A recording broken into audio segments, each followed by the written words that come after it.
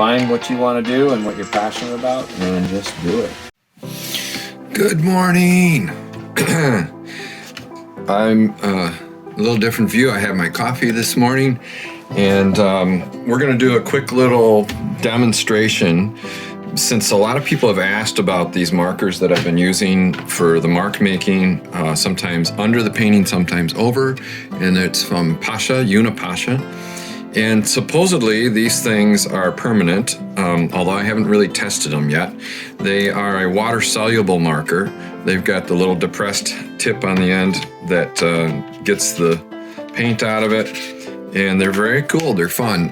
My eldest son, our 18-year-old, got me a set of these for Christmas, and I had not used them before, so I've had these since Christmas. And it's a new learning experience. There's several sizes. They have some super wide ones that I'd love to get for some of the big canvases. But this is a little bit wider chisel point, which is nice. So far they've been great. I haven't run out of any ink on any of them. I like them for highlighting. I like them for blending even, which is really cool. So I thought maybe I'd show you a little bit about the things that I've noticed with these so far, and I'd sure love to hear others. There's a lot of color choices. I went online and checked it out. There's some natural colors. There's these really bright and vibrant ones that he got me, more of primary type colors. So let's just kind of play with them. If you have further questions, please reach out to me. And I'm gonna have a sip of coffee here. So they go on very smooth and quite easily. And I've had very little problem going over. They're very opaque as well, which is pretty cool. So they can cover a lot of ground with the big chisel one. I like that. And then the yellow is very yellow. So you can see their brightness and opacity coverage is really nice, even over the black. Now you may notice here, it's pulling that black when it's still wet. So there's the water soluble part right there. And we'll get into a little more of this in a second here. Let's bring some white into this. Now this white I was using the other day on some of this, and you can see it pulls it up. So you can actually get a gradient going. But it will clear out pretty quickly. You can see it's starting to clear off. But if you do blend one into the other, you will pick up some of that other color. Okay, there's the white. Let's go in with a little bit of the blue now. So you can see the white, it'll pick up some of the white, but not a lot.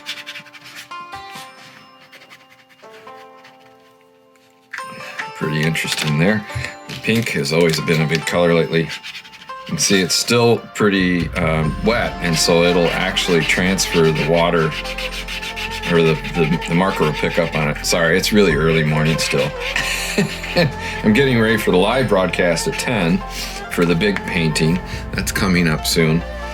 And I'm trying to get the studio cleaned up, and it's been a mess in here, and I'm just tired. We've been working really hard to try and get this art career kicked off. This is the 4th time in my life that I've actually started my art career, restarted it. And it's a bit of a challenge. And this year, and now there's such a learning curve with the technology for getting the word out. And it's not like there's a lot of galleries with all of the shutdowns, with the COVID and the lockdowns and things like that. It's a different method of selling. But we're starting to make some progress, which is really good. So you can see that's pretty nice. And then I actually can go back in again. Again, we can do, look at how that pulls that around. See, now this one's starting to set up, the black. So it's not picking it up as much as it once was.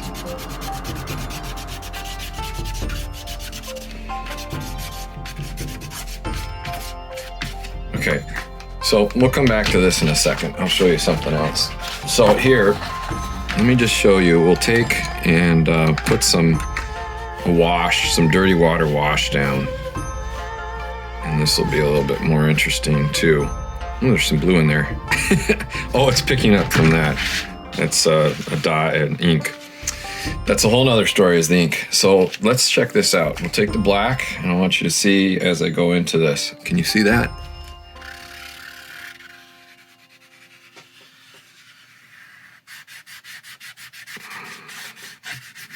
holds the color really nicely right through the water. And then you've got some bleed through, which is really cool. Look at that, spreading out of the color. Let's try this dark blue over here, since we have blue that kind of appeared.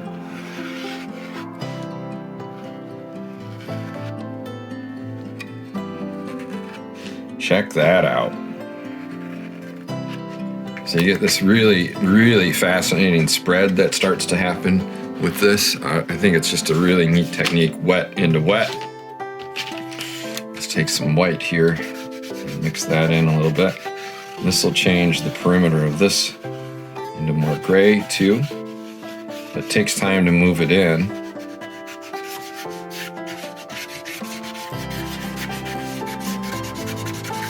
I'm just what do they call it? Auto drawing, something like that, just to show you some of the techniques of this. So there is some blendability with it. You can see there's the green.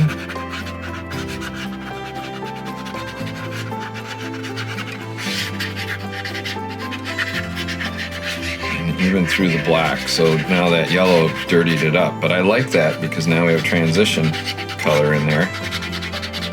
And then it's clean again. The nibs do come out, although I don't like to pull them out very often. I think they're interchangeable or replaceable. These are not refillable, I'm told. So there is that downside if you're looking for that. But for the price, shoot, I don't think it's that big a deal. These have lasted me quite a while so far. I mean, certainly, I'll have to do an update later when I play with them a little more. Let's just put green in here, and then I'm going to show you what happens after we get some green in here. Let's pull that green. Let's pull some yellow into it. And we're going to take a brush. Can you guess what I'm going to do? Upstairs in the kitchen, I have some foam. I'm not going to go grab it because I'll waste too much time. So let's draw that through.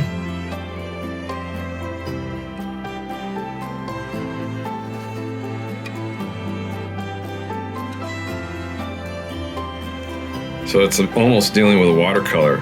Now this is until it sets up. You see the black down here is already set up quite a bit, and it's a little harder to get it to come out of the to pull the color out. But you can still blend this stuff over here because it's been wet into wet. So that's kind of a fun aspect, and you can keep picking up that color as you go and draw into it and do things with it. And then there's the, you can always take one of my favorites and sgraffito into the, just like you do any other paint. You can scrape it and create some additional techniques or effects, if you will. See that? That's pretty cool. So this is a 140-pound paper with hot press, so it's very smooth. The texture is really smooth to work with. And then we can smear it around a little more with the blade of that. There we go. Pretty cool. So I'm really fascinated by these. I just wanted to give you guys a quick demonstration of what these are capable of. It wasn't intended to create a masterpiece right in front of your very eyes. The lighting in here is not great either, but at least you get a sense of what these things can do. I really think they're fascinating. I'm loving dealing with them. Even this giant purple one I'm coming to terms with. Purple's not usually one of my colors. So everybody, please check us out at davidaustingallery.com. See us on Instagram. We've got YouTube channel going. We've got the Facebook, which we don't use a ton, but it's still there. Twitter and TikTok. Kristen, my dear wife, has us just about every platform now.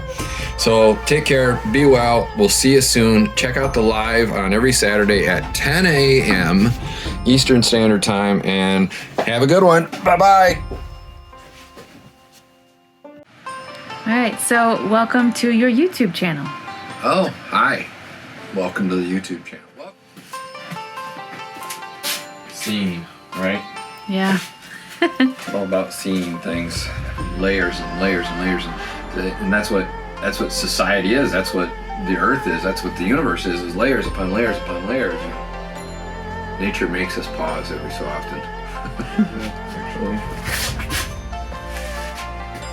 it changes the dynamic of the piece a little bit, but it also works. Welcome to my YouTube channel. Welcome to the YouTube.